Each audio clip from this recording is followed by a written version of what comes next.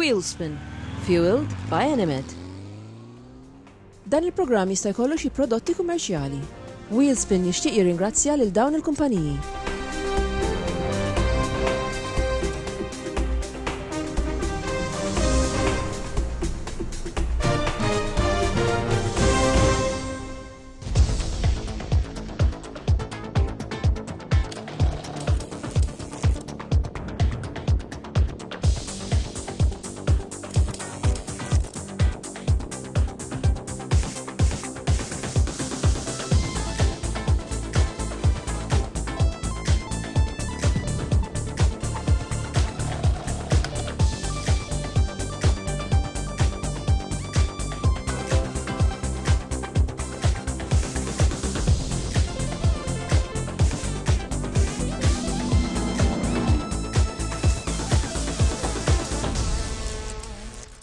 Insellem il-daw kollha li naqdu magħna l-programm tagħna llum, programm ieħor Wheelspin u ovvjament dan ifisser aktar u aktar karozzi sbieħ u aħna qabel ma nibdew dan il-programm nixtiequ tassew nirringrazzjakom tal-kummenti u suġġerimenti tagħkom għaliex anke għal dawk li għadduna suġġerimenti dwar xi affarijiet li nistgħu nagħmlu aħjar jew inkella forsi xi suġġerimenti dwar dak li intom tixtiequ taraw. Aħna napprezzaw ħafna għaliex dan juri wara kollox li intom qed issegwuna u qed issegwuna ta' kull ġimgħa. U hekk nixtiequ aħna. Mela llum ħajkonna programm ukoll mimli 40 minuta ta' preżentazzjonijiet differenti anke minn barra minn xtutna, għalhekk kunu ċerti li tibqgħu magħna għal dawn l-40 minuta li jmiss. U se nibdew bl-ewwel feature li għandna għalikom it-telespettaturi tagħna. L-ewwel feature li titratta l-wasla ta' karozza oħra Malta. Segwu dal-filmat.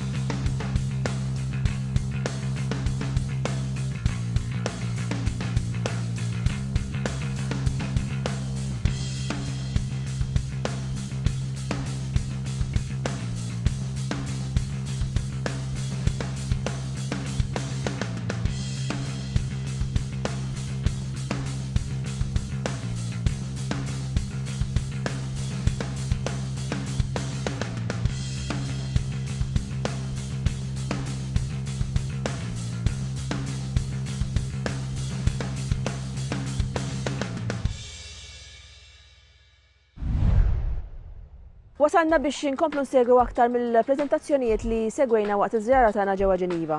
Iva għadna nurrukom dawn il-filmati wara dak ix-xogħol kollu li ħadna aħna biex inwasslulkom preżentazzjonijiet dwar karozzi differenti.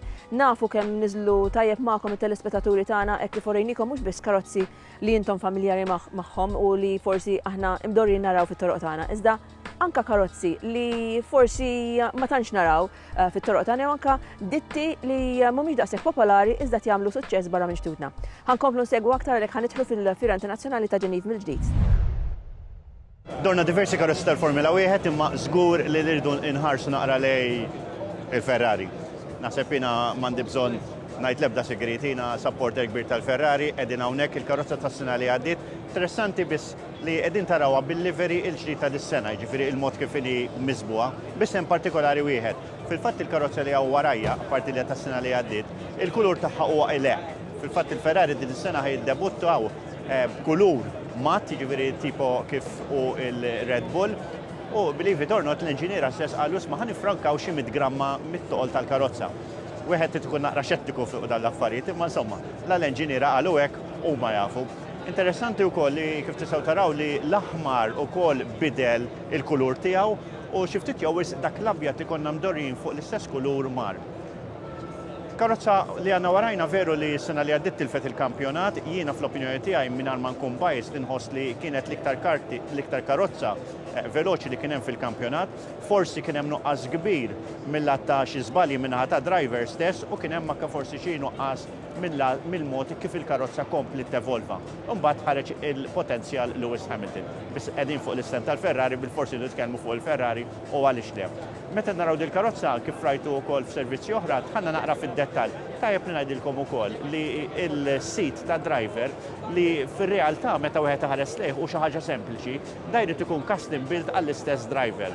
Huwa xi ħaġa ħafifa ħafna biss irid jiffittja eżatt. Fil-fatt, reċentement rajna l-istess Kimi Raikkonen li kienet jagħmel fine tuning fejn issa nafu li l-istess Kimi Raikkonen ħalla dan it-tim biex qed tisuq mal-Alfa Romeo. Biss punt interessanti huwa tafu li l-istess drivers ikollhom is-shoulder support li normalment narawha tinqala din meta id-driver ikun ħireġ jew deħel fil-karozza.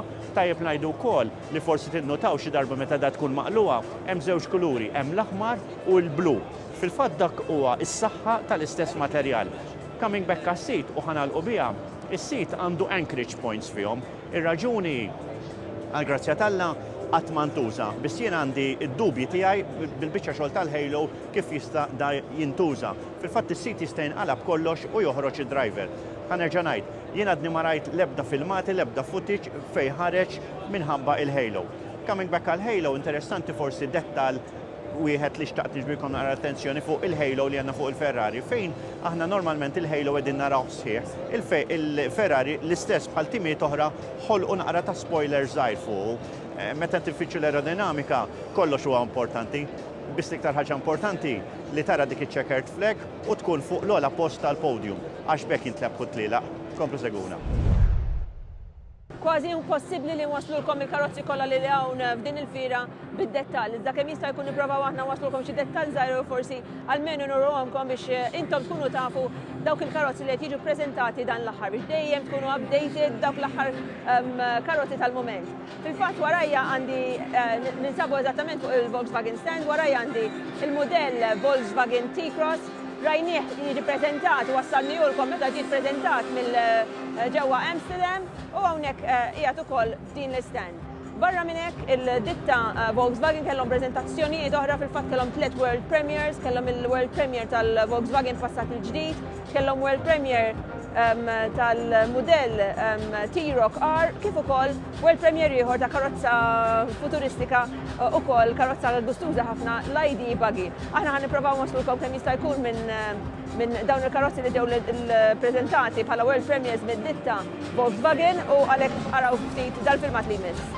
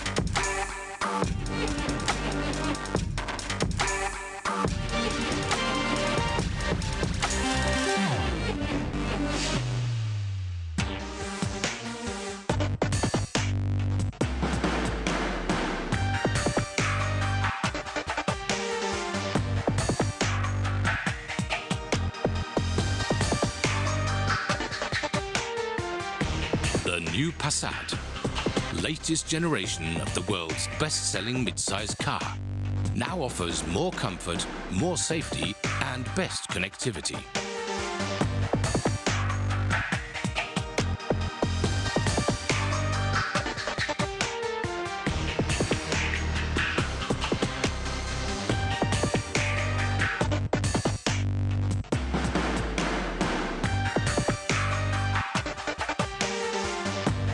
Ladies and gentlemen, please welcome Ralf Brandstetter, Chief Operating Officer, Volkswagen brand.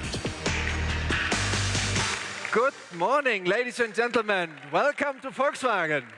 I'm proud to present the first highlight of the year, the new Passat, our business class innovator.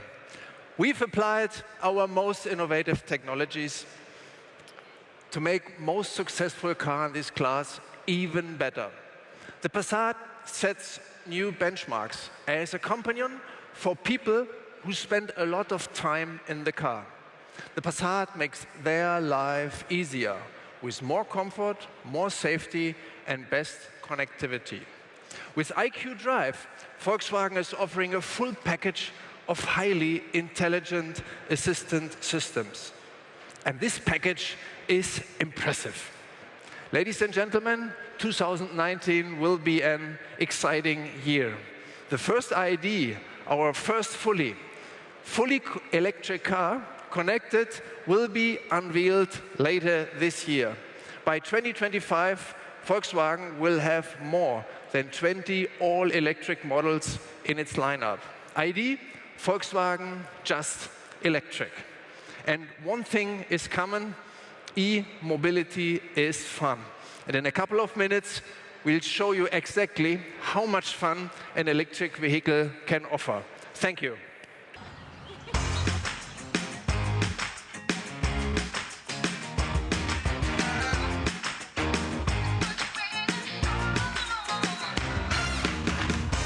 The ID Buggy. This great new concept takes the idea of our legendary fun car to the modern world of all-electric vehicles.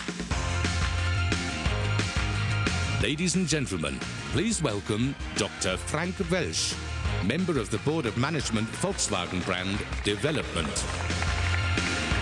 Yeah. Ladies and gentlemen, welcome, and here it is, the ID Buggy. This is our new definition of our legendary buggy. And I'm sure that you feel the same, because every time I see this car, I see images of summer, sun, and images of beautiful beaches. I got this always in my mind. And as a technical guy, I see something more right in this concept. What I see is a unique combination of emotional on the one hand, on the other hand, sustainable mobility. This fantastic body is built on the chassis of our all-electric ID family. It's the Volkswagen MEB platform. While the old beach buggies rode along the sand powered by a Beetle boxer engine, our ID Buggy runs silently and with no emissions, with enough range to cover even the longest beaches. And after a long day full of driving pleasure with this nice car, we can deliver a fresh supply of energy anywhere, even at the beaches, with our flexible, rapid charging station.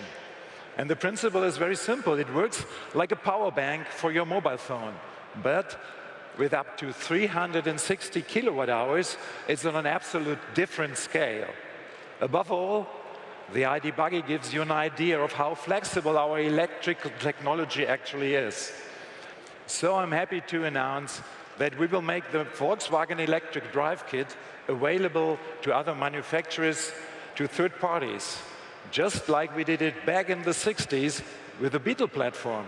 And so you can look forward to the first Volkswagen ID production vehicle just in a few months from now. Thank you very much.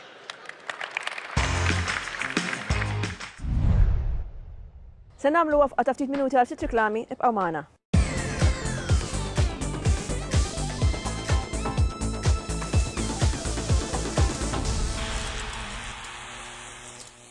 Wheelspin, fueled by Animate. Wheelspin jixtieq jirringrazzja lil dawn il-kumpaniji.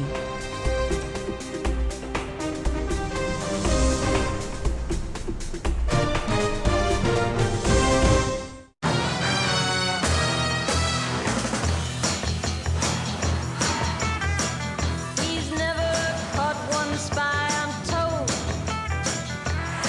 But he's the last of the secret agents, and he's my man.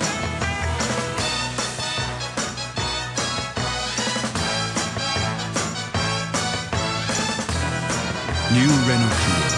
Seduction never ends.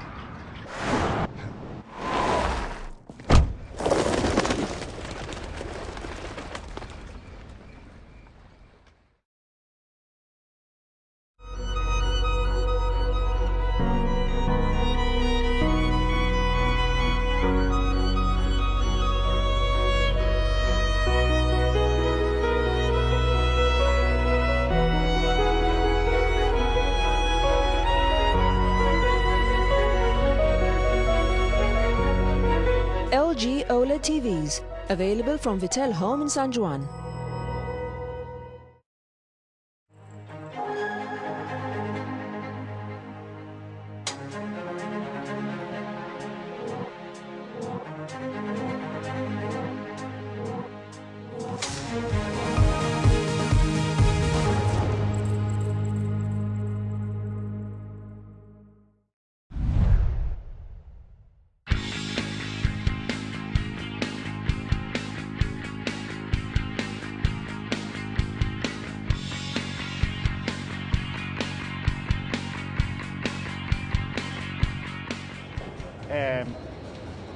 Baqgħet sejra fli. Ma jimpurtax, tinkwetaw xejn, jiena ħanoqgħod. Minn fejn ħanibda? Naħseb jiena meta naraw karozzi tal-Formula 1 b'dan il-mod, żgur għandna nieqfu u napprezzaw. Waħda mill-iktar affarijiet li żgur timpressjonak, aħna tkellimna ħafna fuq il-Halo, semmejtu diversi drabi, imma l-fatt li qed naraw daqshekk viċin tagħna u f'din il-pożizzjoni, wieħed japprezza li dil-Halo kemm kbira. Imma mbagħad mill-banda l-oħra xi ħaġa li narrealizzajt illum għax inti dejjem il-karozzett tara minn mal-ġemp, il-wisa li hawn, jiġifieri meta inti qed tara li bażikament l-ispazju li għandu driver huwa ħarira iktar il-barra mill-angolu tal-steering. Jiġifieri meta aħna narawhom ħerġin xi ftit jew issa qegħdin jippruvaw iduru miegħu dan il-Halo, imma mbagħad mill-banda l-oħra meta tara hekk tirrealizza li l-ispazju qiegħed hemm. Fattur ieħor importanti huwa ir-raġġ tiegħu, ir-radius. Wieħed jirrealizza kemm ir-raġġ tiegħu huwa aktar meħruġ mill-ġemp tal-istess karozza. Jiġifieri sansitra jekk da ħajkollu daqqa ta' xi ħaġa ġejja li l-karozza u ħajaħbad l-ewwel maw qabel ma jaħbad li l-karozza minn mal-bidu tal-karozza. Tep nispeċifikaw ukoll hija l-anchorage point. Jiġifieri hawnhekk qegħdin naraw xowkar, veru dan huwa attwali, biss tep li ngħidu f'karozza li ttellaq l-anchorage point tagħha speċjalment il-parti ta' quddiem tkun xi ħaġa li tista' tinbidel għaliex għax hekk forsi da jkun involut f'inċident waqt il-provi u nkella waqt il-practice session u jkun irid jinbidel. Jiġifieri hu fil-fatt jinqala minn tliet postijiet, jinqala minn hemm u jinqala minn hawnhekk. U mingħajr ma trid il-Halo, ġifieri il-performance tiegħu mill-ta' saħħi xi ħaġa inkredibbli. Ġifieri aħna naraw forsi biċċa strixxa ta' massa ta' component li hawnhekk, imma fil-fatt ix-xogħol qed jagħmlu sew u s-sena li għaddiet rajna wkoll sfortunatament f'inċident ma kienx daqshekk is-semma fejn xi ftit jew għamel xogħol ukoll. Jiġifieri għal darb'oħra qegħdin naraw il-Halo veru mill-viċin. Issa aħjar inkompli sejjer għax fl-air baqgħet sejra. Narakom.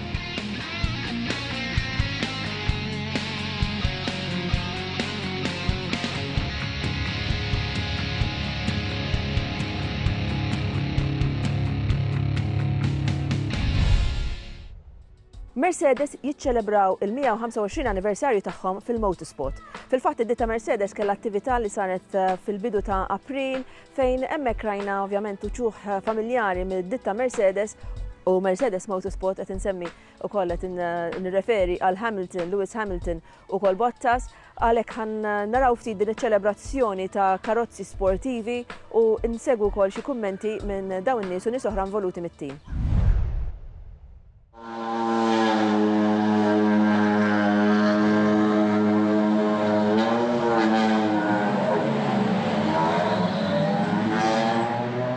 It's incredible, you know. I think you go through your career and achieve things, and it's great. But then, if you go back and think about it, and think that, you know, the 125 years of Mercedes-Benz in motorsport, I've been here for 15 of them. So, I've won 2 championships in the DTM. I've been a big part of this history, and it's incredible to. I feel so proud to have been a part of the successful history of Mercedes-Benz in motorsport, because it's the biggest, best car brand in the world. Yeah, it feels great. Yeah, it's. Yeah, been a few months, but it seems like a lifetime out of the car so far. So it's great to be back in the car. I mean, they just feel amazing to drive. You know, once you get everything up to temperature, this is a fantastic circuit as well here at Silverstone. So to get the chance to drive the car around here is great, and just to be a part of this whole event is incredible.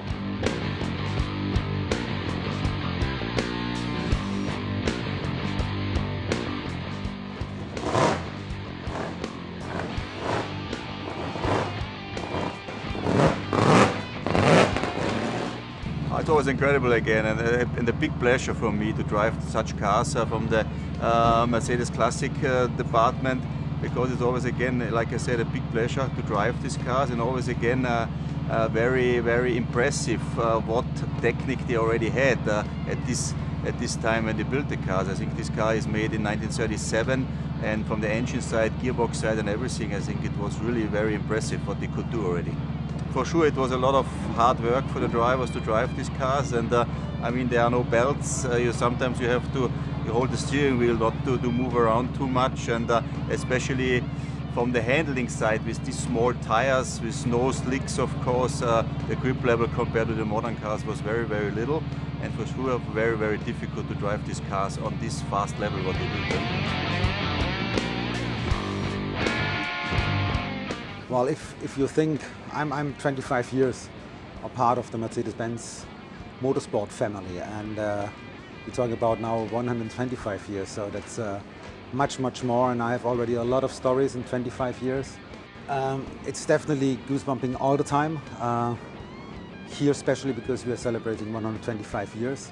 We have Heinz Hermann with us, a real old race driver from Mercedes, from the middle generation, and so it's really a fantastic day, and especially today, I have to say. I do a lot of old classic events, but today it's a really cool feeling because the young generation meets the old generation, and I'm also, I think, somewhere in the middle.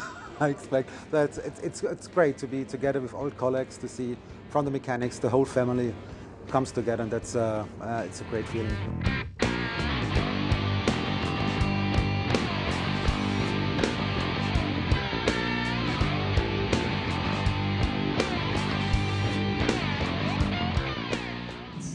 Feels absolutely awesome. I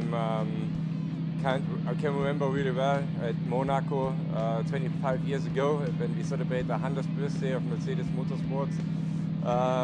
It was already very impressive, and I'm really happy being part of such a big family. And as a German, driving for the star is something special, and I'm really proud to being with the family since nearly 30 years now. To drive previous cars, it's something really special. It's also not quite easy because the pedals are different. The throttle is in the middle, the brakes on the right-hand side. You have to get used to that. Also, we are Germans, so we're not used to drive the car on the right-hand side. So we have to shift with the left hand. So it's not easy, especially in that car. But when you get used to it, you really enjoy it. And this is a quite powerful car too. So if you use the compressors, it's really, really pushing. It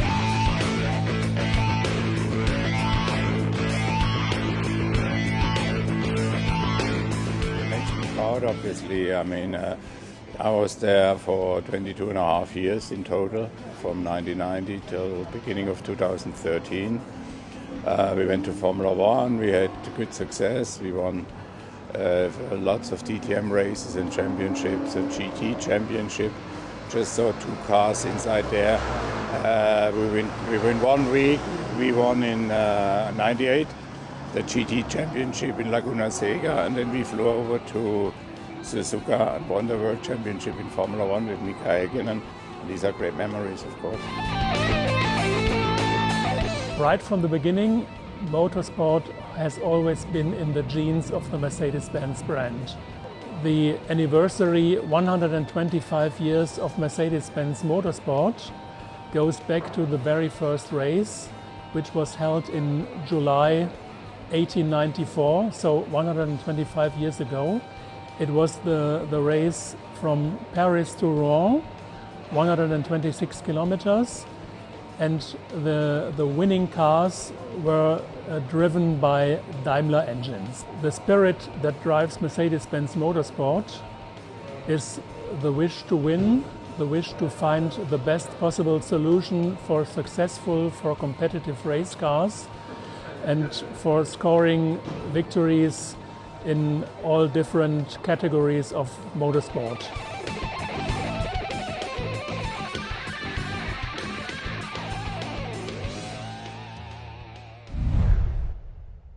Wasalna l-ħin tal-kompetizzjoni fejn intom it-telespettaturi tistgħu tirbħu xi ħaġa magħna grazzi għall-sponsors tagħna u d-domanda hija relatata ma' dak li orinikom illum. Illum rajna ditta partikolari tiċċelebra il-125 anniversarju tal-motorsport tagħha. Għajdulna li ma jedin id-ditta. Batunna risposti tagħkom fuq wheelspin@b.trying.media.com jekk tixtiequ hemm l-indirizz postali Wheelspin PO Box 24 San Paolo l-Baħar u hemm ukoll il-paġna tagħna ta' Facebook fejn hemmhekk tistgħu tibagħtu ir-risposta kemm bħala kumment kif ukoll bħala messaġġ. Araw x'tistgħu tirbħu. Ipparteċipaw fil-kompetizzjoni ta' Wheelspin u kull ġimgħa tistgħu tirbħu prodotti għal karozza provduti minn Autoglim. Fl-aħħar ta' sensiela jintrebħu wkoll 2 biljetti għal sqallija mill-Virtu Ferries taxxi mhux inklużi, prodotti oħra provduti minn Autoglim u voucher ta' €150 li jintuża f'numru ta' petrol stations differenti ġentilment offrut minn Enemed. U wara li rajtu dawk li rigali li intom tistgħu tirbħu magħna se nagħmlu waqf oħra ta' ftit minuti biss u nkomplu b'aktar.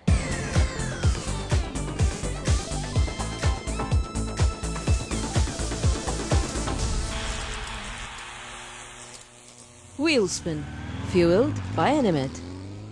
Wheelspin jixtieq jirringrazzja lil dawn il-kumpaniji.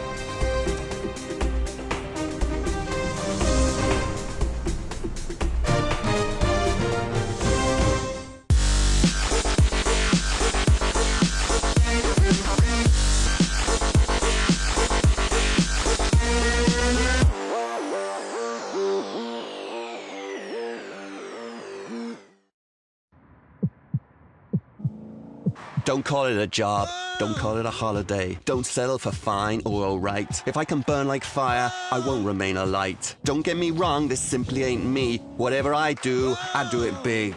You can call it a life, I call it a chance. Life should be epic or nothing at all. The new Audi A1 Sportback, epic mode on.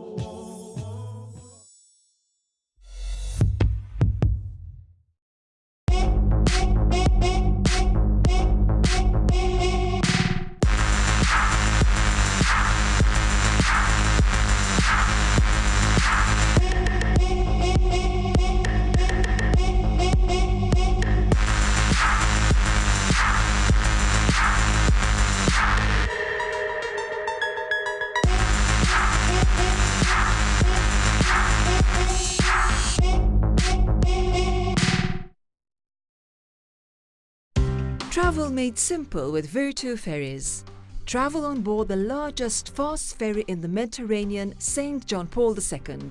No no-show, name change or change date penalties. No personal luggage overweight fees and no hidden charges. Kids travel for free. Conditions apply. Glide over the seas with Virtu Ferries.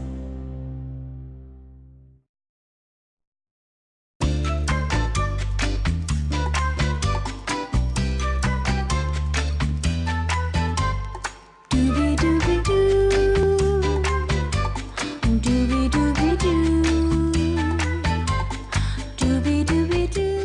Electrolux small appliances, available from Vittel Home in San Juan.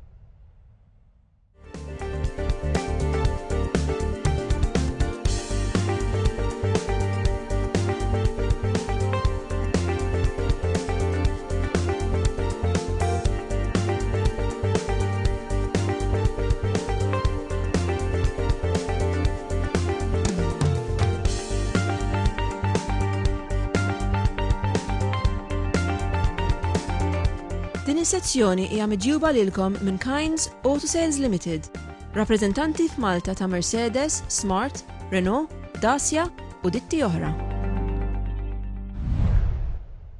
Il-President tal-lum xift ġewis wiċċ ġdid. Qed nitkellem għal Niki Mallija, ħannaraw naqra Niki Mallija minnu. Niki Mallija primarjament jew fl-isfond ta' dak kollu huwa motorsport enthusiast. Ilni għal diversi snin insuq fil-Malta Classic, għall-ewwel bħala mod kif taqbad tajt amatorjali u ftit kull sena dejjem inżidu u wasalna f'mumenti qegħdin kompetittivi.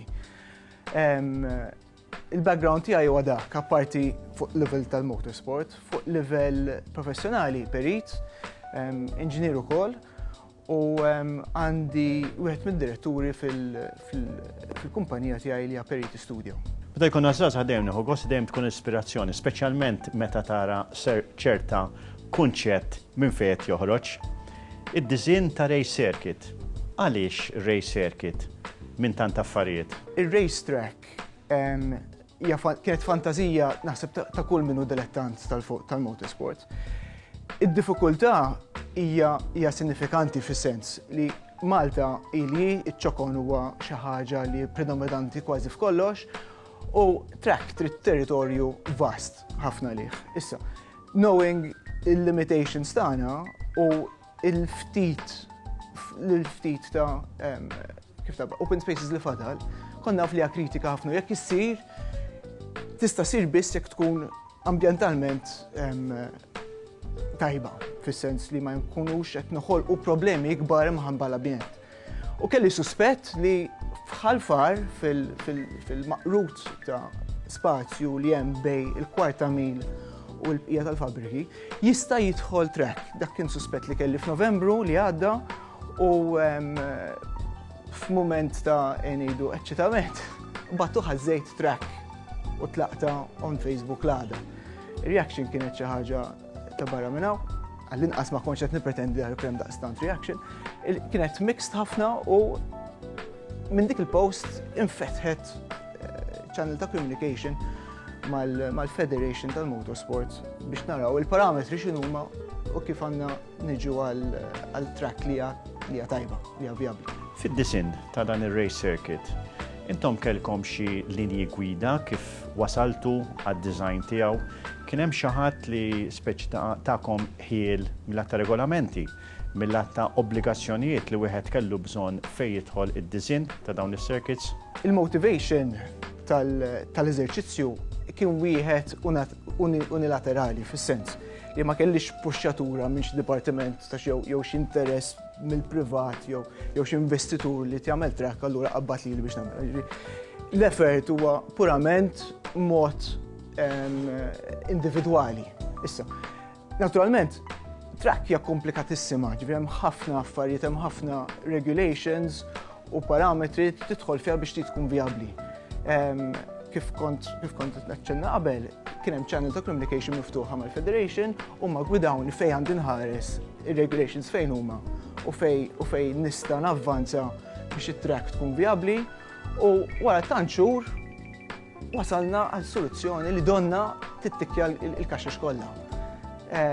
U biftit iktar effort ukoll biex ippreżentajna viżwali li hija faċli biex tinqara biex tifhem, wasalna għal proposta li dal-ġranet qed iduru fuq il-midja soċjali.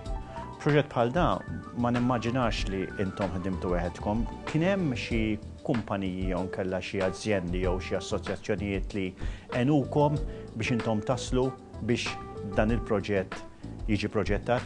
Sissa għadni qed naħdem waħdi fis-sens. Il-kumpanija tiegħi għadha taħdem mod individwali. Għadha ħolma li naħsbu li nexxielna ninkwadrawha b'mod li għandna soluzzjoni vjabbli għax hija skont l-fire regulations. U sibna sajt li m'għandix overspill flow desert. U l-combination ta' dawk it-tnej, daqqa waħda l-inqas fajnejna saret vjabbli. Di tista' ssir. Naħseb jiena l-iktar domanda diffiċli.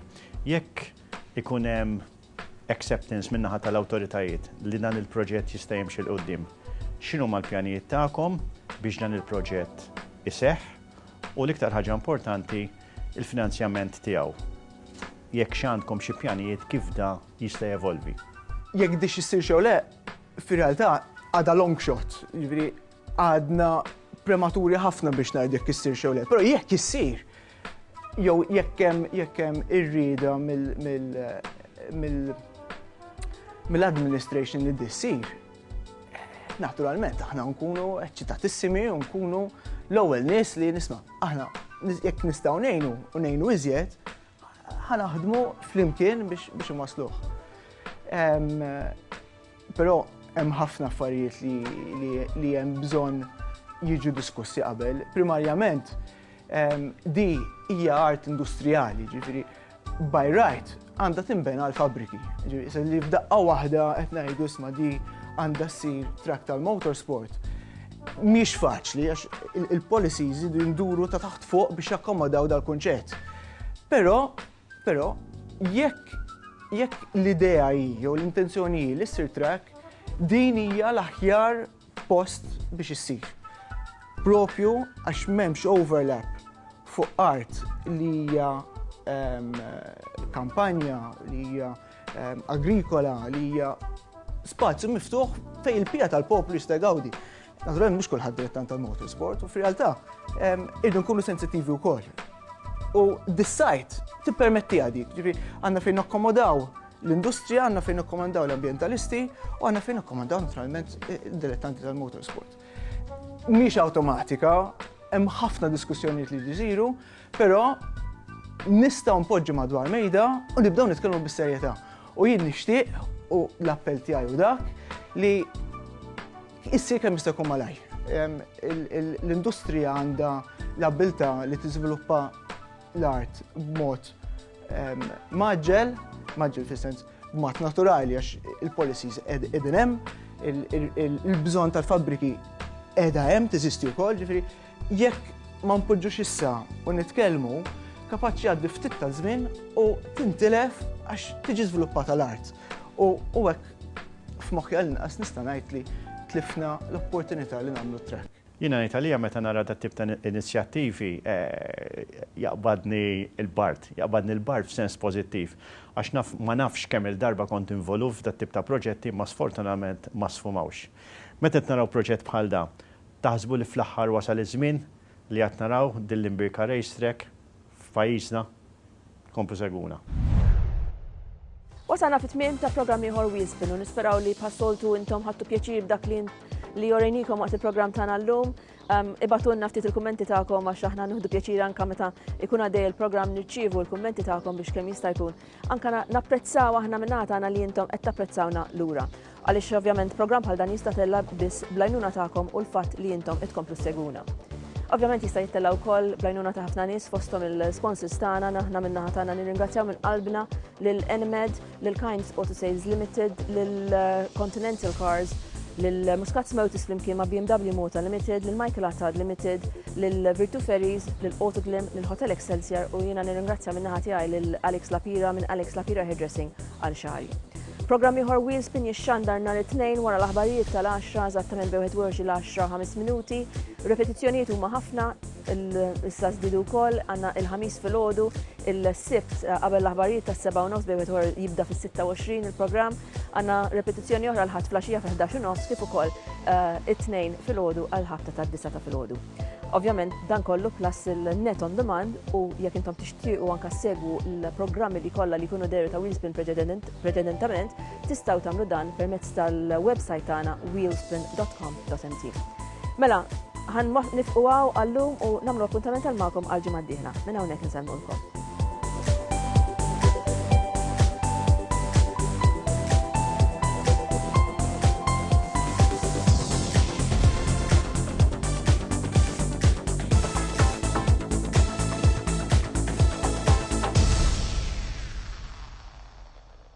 Wheelspin jixtieq jirringrazzja lil dawn il-kumpaniji.